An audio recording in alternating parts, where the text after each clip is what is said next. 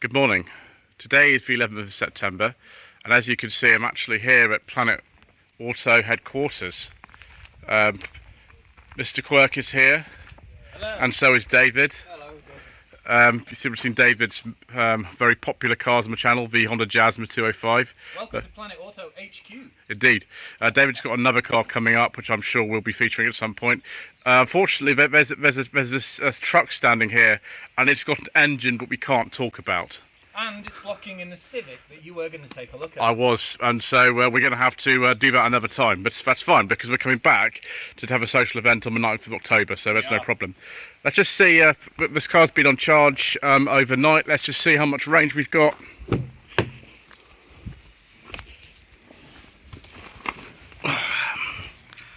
Right, I have to use my left hand to press that button. We're heading down to Swinton today, which is just in Manchester, and then we'll go back to Chester. So I think the journey is something like 150 miles. Let's just have a look here and see what we've got. Oh, well, this takes a lot of time to boot up for some reason sometimes. I think if you sort of... That's just impressive. No, thank you, be quiet. Right.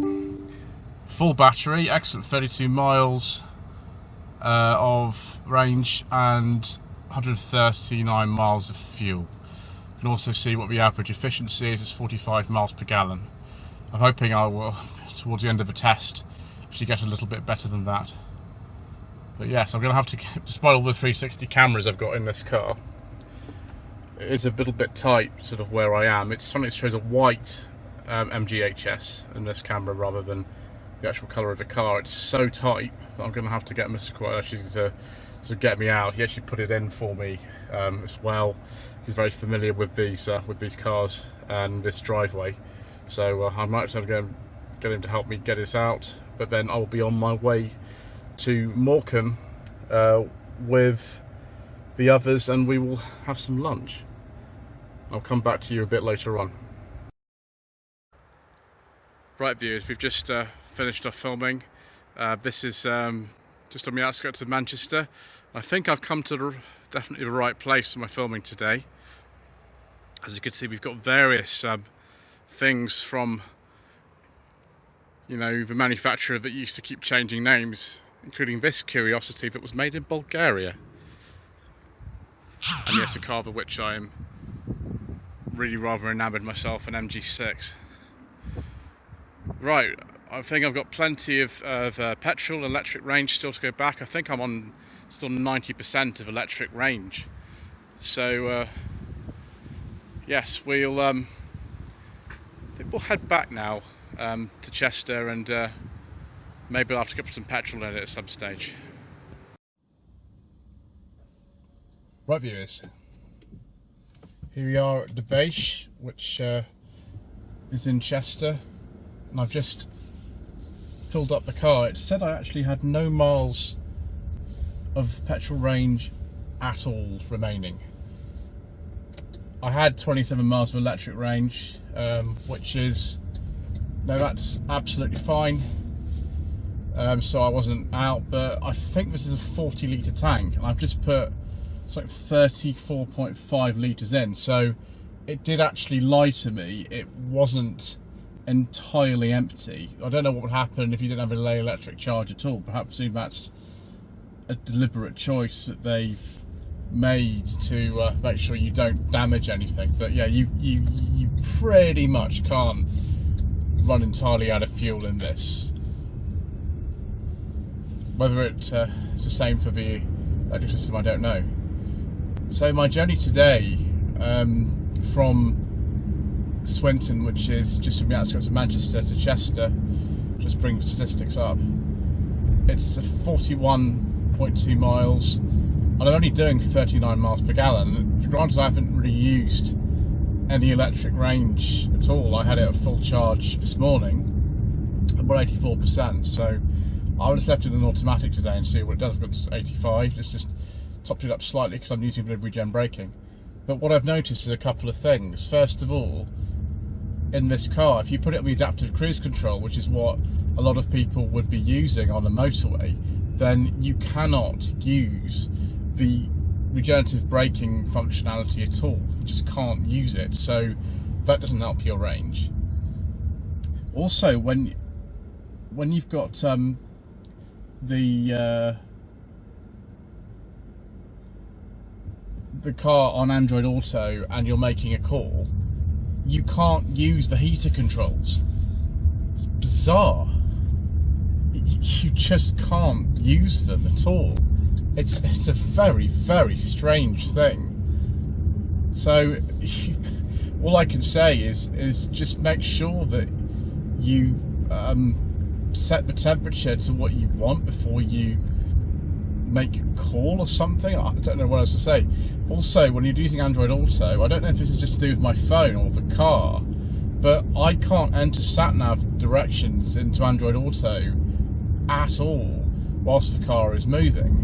I mean, that probably is for safety, but I was sort of messing around with the screen trying to get it to work and saying the postcode of where I was going, and it was incredibly distracting. If I'd had a passenger with me who could have put that postcode in, I obviously would have done that, but it was a nightmare trying to get that to work. Biggest thing though is just this economy. I'm only doing 39 miles per gallon on this 42-mile journey, which is mainly a motorway journey, M60, M62, M6 and M56, and then a little bit at the end on some more kind of urban roads. So the car works best in EV mode. So if you have it at a good level of charge, I've got 26 miles still left, and you know, I've probably driven about 100 miles today, something like that. Probably about a little more than that actually. And I've still got, you know, quite a lot of range still remaining. Apologies for the shaky camera bar, where I'm going over massive speed bumps that appear in this area. I mean, there's loads of them. And you know, getting 39 miles per gallon on a journey like this, I think is quite disappointing, considering that the car says it will do 155.8 miles per gallon if you look at the official figures.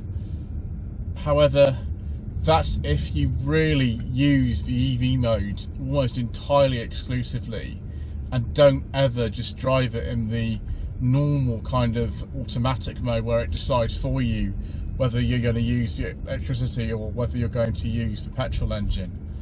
It's very smooth. I mean, this is a fantastic motorway car. It's so easy to drive and really smooth. It's just such a shame that it doesn't back it up with anything like the economy figures that you would expect. And I think that's the same for an awful lot of plug-in hybrid cars. I've heard the same with Hyundai Tucsons, Mitsubishi Outlander PHEVs. Unless you are going to make full use of the electric powertrain, charge it every single night, and almost exclusively run it on just EV mode alone, you're not going to see particularly impressive economy figures if you drive on motorways. Now, if you drive around town, this does actually improve a fair bit. At one point I was getting 65, 70 miles per gallon driving around town, which is really good, and that wasn't even using the EV mode, that was a standard mode and automatic, and it's sorting itself out. But just be aware that a standard 6-speed manual HS, which doesn't quite have all the same features as this, it's not got an electric tailgate for example, is £9,000 cheaper than this plug-in hybrid version, both exclusive trim. So I would just work out really in your own mind whether you do need this extra capability of that 32 miles of electric range, and if you're going to use that very frequently, or you could just get, I don't know, an MG 5 EV that actually costs a bit less than this. The top of the range one of those is £29,000 with a 250 mile range. So it just depends really what you want. I mean, I really like this car, I think it's great, but just this is, you know, a standard thing that a lot of people are finding with plug-in hybrids. They just don't quite deliver the sort of economy that they advertise, and it's a bit annoying, but it's just the way that it is. Right, I think that's most of it for today. I don't know if I really need to charge it for the journey tomorrow. I just need to make sure there's enough electric range in it for Dan from Dan's Cars in the Country, who lives in Northamptonshire, to drive this tomorrow. And I've got about 81%, so that's probably enough, I should think. Right, anyway, that's enough of my rant. That's really quite enough.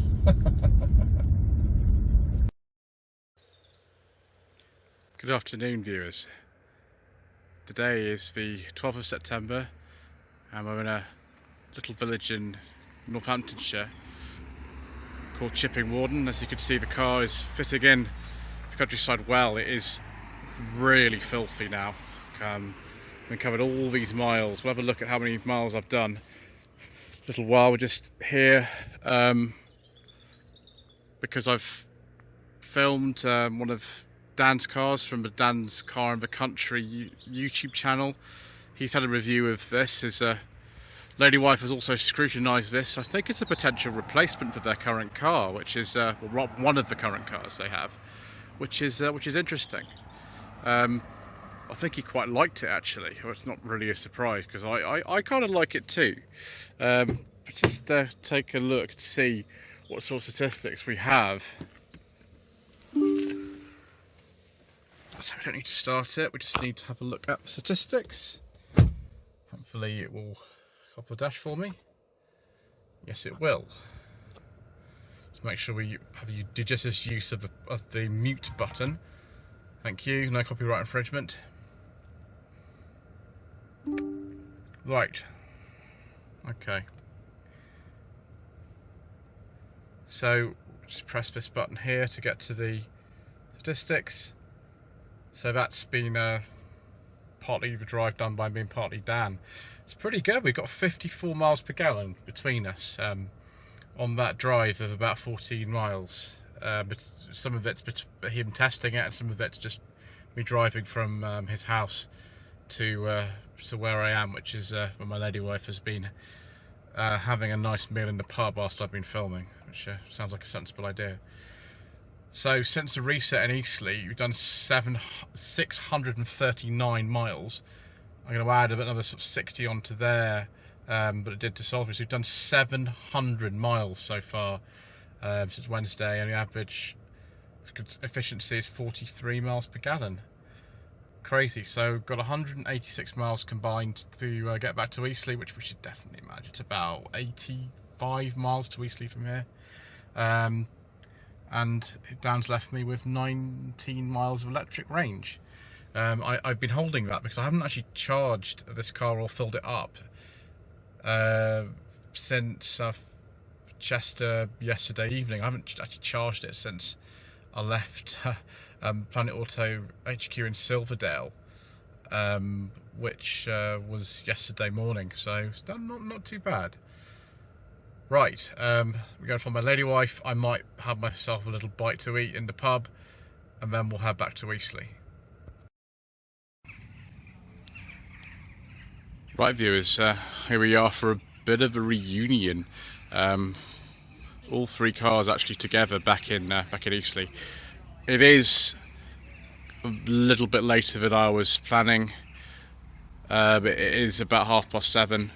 And it is starting to go dark, but fortunately my camera will be able to deal with this, and I'm hoping that we've still got the blind in the back position in the car so that we can get some light when we go inside. Really need to clean this. Okay, let's see what sort of range we have. Yes, the blind is back, so it shouldn't be too bad in here. So we'll see what range we've got. After all that, and see how many miles we've covered Wednesday. There's a little bit more than I thought it was. Oh, copyright infringement. Right, there we go, that's better. Turn this light on, actually, it might be make it even better. There we go, that's even better. Brilliant, there's another one here, I think. Yes, there is. Oh. Okay, so press that button there. We're not going to have much of the current journey. There we go. So we used to add about 50 to 60 miles. I went to Salisbury the first day we got the car. but we're almost on 800 miles now. Crazy, crazy, crazy. I might charge it overnight, I might not. It depends if I'm going to Surrey tomorrow to film a car that I'm not 100% sure if I'm going to be doing or not. If I am going, I'll try to put a bit of charge in it, but I am definitely going to the south coast. Actually, we live in the south coast, but further west down the coast, to film another car on Tuesday. I'm going to need a bit of charge and also some petrol for that. But yes, it's crazy to know that we're probably going well over 1,000 miles in a week in this car. So don't ever say to me that we don't test things thoroughly on this channel. One thing I haven't done is actually shown you the engine compartment of the car, so I'll just do that very quickly before we lose all the light. So this is a 1.5 turbocharged engine generating 165 horsepower. It's just a standard 4-cylinder engine. And here we see all kinds of exciting things to do with the plug-in system that the car has. It's actually got 2 coolant reservoirs as well because of that. The access to the engine isn't actually that bad really, but if you want things on that side, you're going to have to start moving other things. So it's a good job this car comes with a 7-year warranty. That's all I can really say. Things are clearly marked enough, although the country of manufacture of the car, you can quite clearly see it on there. Whether that's a problem for you or not, I don't know. It's not a problem for me. You know, iPhones and things come from China and we use them all the time. So there we go, really. Enormous grille on these. It's really big, and lots of other manufacturers are doing this too. But apparently in China, that this is something that they really go in for, is very, very big grills. So there we are. It's funny how the paint looks so much brighter on camera than it actually does in real life. That's interesting. I do like gas struts on the bonnet viewers. I'm very fond of that kind of thing. Right, well, certainly having done almost 800 miles in this car over the course of the last 4 days, I can tell you it is extremely comfortable to travel in.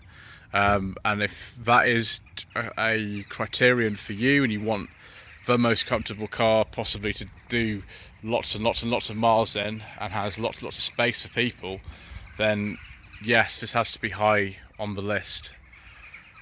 Right, I suppose we will come back in the morning and see whether I've gone to Surrey to film the special car or not.